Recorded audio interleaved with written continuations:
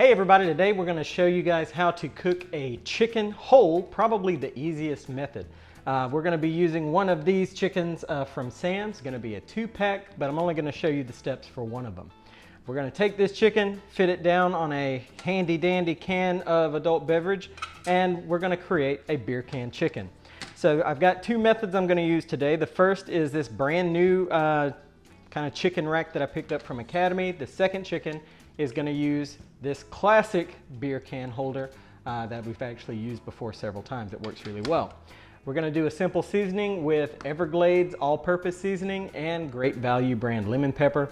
And we're going to put it all together and make some lemon pepper chicken in the smoker. Stick around. Now, of course, I don't put any water on the chicken whenever I'm draining everything out of it. I just drain all of the liquid out of the pack, and then I let the chicken sit in the sink and dry for a few minutes before we pat it dry with paper towels. Now that the chicken's in the sink, starting its first phase of drying, we're going to get the beer ready. And for this, we're going to take the entire top of it off using a can opener. So this can is going to serve as a way to keep the chicken moist inside, and it will serve as another way to introduce flavor because we're about to pack this guy full of seasonings. Now you don't want to use the whole can, so we're going to pour probably 2/3 of it out. I'm going to start with the sacrificial sip, and the rest goes down the sink.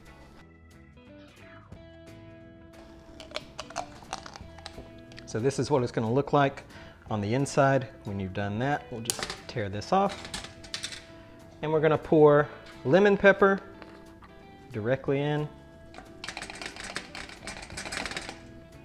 Measure with your heart. And we're going to pour our Everglades in. This is going to make some fun noises with this salt reacting with the beer. It's going to foam up. It's not going to look like anything you'd want to drink, but it is going to introduce some great flavor to our chicken. Now that we've let the chicken sit in the sink for a little bit to air dry, we're going to take it out and set it up on top of our can and pat it dry with our paper towels. So just going to open up the bottom here, squeeze it down over our can, and it'll sit just like this. And this is how it'll go on the smoker as well. So now we're going to use these paper towels and just pat off as much as we can, get a lot of this moisture off so it doesn't make our seasoning slip off whenever we go to move this bird around. So we're going to put our Everglades seasoning on first, and when we put this on, you're actually going to tear down into the breast some, separate the skin from the meat, and you're going to apply seasoning throughout here as well, as deep as you can get it.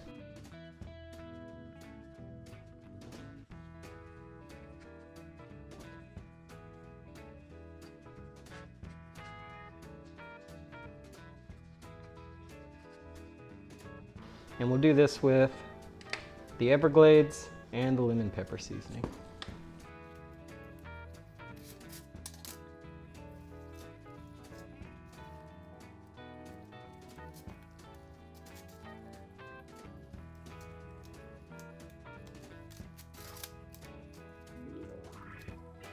Now that the chickens are seasoned and ready to go, we're going to put them on the smoker. Now before we put the chicken on the smoker, I want to show you how I've got it set up. So I've taken the bottom out of it. This is where you would place your wood pellets or your wood chunks, and it serves as a water pan as well. I've taken that out because I can run the smoker a lot hotter doing these whole chickens. You don't have to worry about it being low and slow or anything like that. And what I've done instead is I've taken one of the racks out and I've sort of turned it sideways. They normally go in like this. I've turned it sideways so it'll rest right where this water pan is supposed to be. And I'm just gonna have this set up as more of a drip pan. I'll put some water in it to keep the grease from sticking, but it's gonna be set up more as a drip pan to catch all of the drippings from the two chickens. I'm gonna set one up top and one down below. Now we're gonna take our chickens, transfer them over to our smoker racks, and place them in the smoker. Again, we're doing two different kinds. Of course, this mounting system makes it a lot easier to just pick up the chicken and set it down on the rack. So very easy there. The other one, you do have to touch the chicken, which it kind of sucks because, I mean, you're touching where you just put seasoning, but it's not too bad. And the last thing I'll do on both of these birds is tuck their wings in, sort of the way you would do a turkey whenever you go to bake it.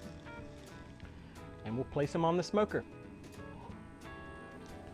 I always use thermal gloves when I'm dealing with putting stuff inside and taking stuff out of the smoker because I like my fingertips and I don't want to burn them off.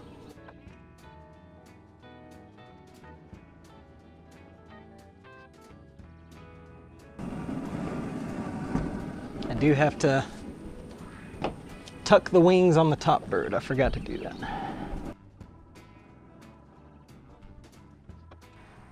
At this point, I'll let the smoker get up to about 300 degrees and we'll check on the birds in about an hour.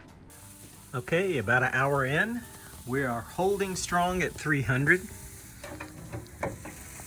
And we got some nice color coming up on these birds. Now our water pan, all the water is out of it, so now it's just grease down there. So we will add some more water to it just so we don't end up with a lot of hot grease popping around everywhere, but other than that, we're gonna leave it alone for about an hour and a half.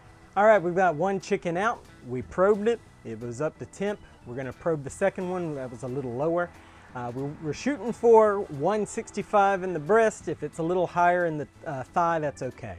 My probe is just a ThermaPro. You can pick them up at Academy or Walmart. Just sticks in there and it'll read it out. Let's see. And we are good to be pulled. I've got some wood set up here on the table just to keep it from melting my table. And of course, remember your thermal gloves. Again, this one will be a little easier. All I have to do is grab the tray itself instead of the entire larger smoke tray. As far as the way the chickens stand up on their trays, I still think this older one works a little better to keep it upright than the new one that I got, but there's no denying having those handles on there makes a huge difference. And this is what the birds look like when we get them inside. Notice that the different stands make them sit slightly differently. All right, now we're gonna take our chicken off of the can and stick it into a container where it will be shredded. Oh no, our can came with it. Well, in that case, we will try not to spill what's in the can. So that's another benefit of the other style of can holder, is that it will hold the can in place. When it comes time to shred the chicken, you'll see that both legs should pop right out. After that happens, you can rip the thighs, wings, and breasts right off as well. I end up throwing a lot of the skin away, but I do keep some because the flavor cannot be matched. And this is what's left of 2 whole chickens once they've been shredded. We'll use these for tacos, sandwiches, nachos, pretty much anything that needs shredded chicken. Give this recipe a shot. Let me know how it turns out for you guys. And don't forget to subscribe.